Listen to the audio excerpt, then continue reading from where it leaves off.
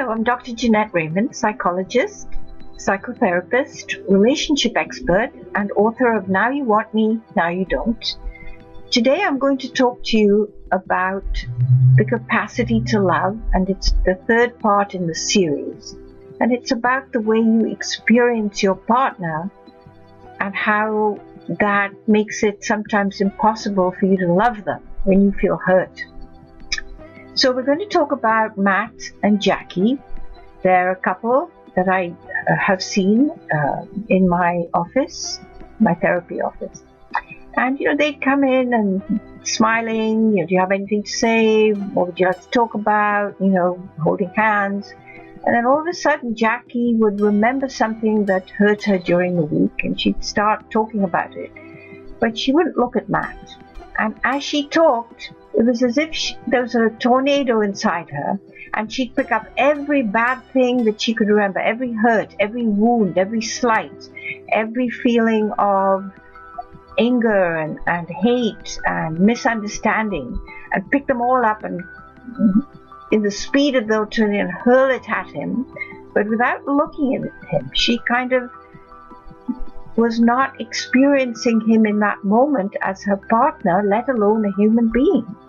He was a monster, he was abandoning, he was uncaring, he didn't exist. The only thing that existed was her hurt, her pain, her sense of despair and rage that this kept happening to her. And as she was ranting on about all the things he didn't do, like help make the kids dinner, put them to bed, take them to their ballet and their, swimming lessons, and, help them with their homework, and he didn't help her with the shopping, and he didn't help her with the, when there was a problem with the plumbing and all sorts of things.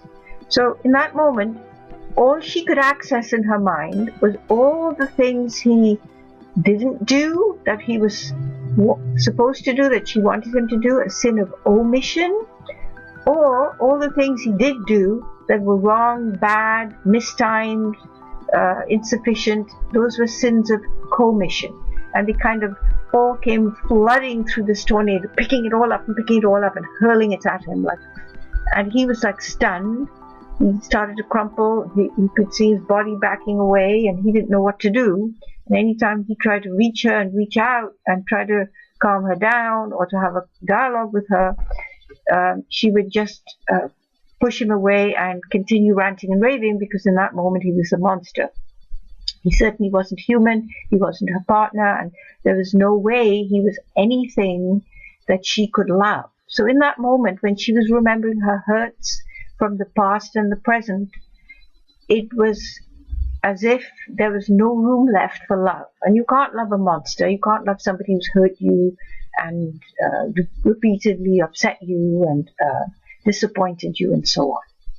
So when Jackie loses that capacity to love, it's as if she can't access all the good moments that they had together, all the loving things he did, even that morning when he brought her breakfast in bed. That was not part of the equation, because she completely split the good parts of him and the bad parts of him, and she was only in touch with the bad. And in that place, it's kind of hard to forgive. It's kind of hard to find that wish inside you to reconnect. So she didn't want to repair the damage. She didn't want to mend the bridges between them. She didn't want to have any sense of confusion. If she brought in little pieces of good stuff or loving stuff or affection, that would make it very difficult. It would make her feel, well, is he good? Is he bad? I don't know. How should I be? Should I be protective? Should I be powerful? Should I let him seduce me again? It's very hard in those moments for her to know what to do. So she sticks to seeing him in the worst possible light. And in that moment, she can neither forgive, she can't reach out, and she can't repair anything. So what she does is shut down and say, I'm too overwhelmed, I can't talk to you, I can't listen to you, I'm already full up, you don't exist, leave me alone. And poor Matt is left in that moment feeling totally helpless, shut out, nothing he can do. She doesn't want to be reached, so he kind of has to wait, and it's up to her if and when she chooses to see him as her partner and human again. So in this third part of the series, Jackie had lost for those moments, not forever, but in those moments she had lost the capacity to love because she couldn't see him as someone who made mistakes and errors, but at other times was loving, good, caring, anticipated her needs, made her feel safe and secure. So when you split the good and the bad and you're only seeing the bad, you lose the capacity to love. And that involves forgiveness, seeing that you too make mistakes, and reaching out and wanting to connect with that person again because they still mean something to you. And that's what the capacity to love in this number 3 series is. Now let's talk about Matt. He's also having difficulties here. When he feels attacked by Jackie and his overtures to her are not responded to, and he's feeling completely dehumanized, depersonalized, and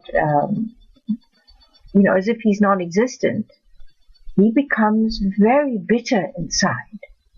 And he starts thinking horrible things about Jackie. Then he starts thinking about all the bad things she did and all the ways he shuts her out and all the ways she doesn't let him help her and all the ways she criticizes him and all the ways she disappoints him by not being the woman that he wanted. And when he's in that place, then he can't love Jackie either. So he cannot remember the nice thing that she did for him this morning by getting him another towel when his towel got wet near the shower. He can't remember the fact that she snuggled up to him and gave him a massage the night before because his back was aching. All those things are out of his mind, and she becomes the evil monster, the cruel partner, the unloving, the unappreciative woman, all those things. And he hates her in that moment, and he doesn't want to have anything to do with her, and he can't forgive her, and he can't amend the bridges, and he can't reconnect either. So he goes into his corner, in his world, does his own thing. So now we have two partners who both have lost the capacity to love. Why? Because their hurt is so bad that they can't talk about it. And what I did was help them in my office to put words to those feelings of hurt and speak them in ways that did not accuse their partner of being evil, malicious monsters out to make their lives a misery and one of misery and suffering. This was really hard for them, but they made an attempt. They would eventually try to find the words with my help and guidance to just speak of their hurt. And when they spoke of it, their partner could empathize, could feel it, because they were there just a moment ago. It's very easy to identify with that, but you can't do it, you can't empathize, you can't connect, you can't identify if you're being accused and maligned and trashed. When they actually said, I feel really hurt that you didn't let me help you with the kids this morning. I did try, but you just told me not to bother, and you got it and not to bother, and so I left, but you didn't let me help you. I wanted to, and now you're feeling that you didn't get enough help, and I know what that's like to be burdened, but I'm here. And it felt really rejecting and hurtful to me that you didn't take up my offer, and now you're angry that you had to do it all alone. And similarly for Jackie, she thought I was really hurt, when I wanted us to have a romantic dinner together, and you had a call from work and you had to give that priority, and you couldn't wait till the next morning. That was very hurtful to me and rejecting, and it felt like, I'm just a a chivvy around here just to keep the house, a housekeeper. They didn't want to be with me as a human being. And then they started to look at each other, and then they started to hold hands, and then they started to just be with each other's pain, to forgive each other because they had both made errors, they had both misunderstood. And then they began to remember good times and good moments when I put it back into the equation and they were able to reabsorb it. So see how important it is. If you have the capacity to love, it means you can share your hurt and pain and feel okay about it, that it won't destroy your partner or make them feel that you have stopped loving them forever, right? Just because you're hurt doesn't mean you don't have to love them and care about them. But this is a very, very big deal for people who haven't had this growing up. And so when they are in that bad place, they just lose that capacity. And I have to bring it back into the foreground and help them find it and attach and cling and hold on to it. And in that way, I help the couples that I work with and the individuals that I work with to reclaim their capacity to love and use it to strengthen their relationships and feel good in them.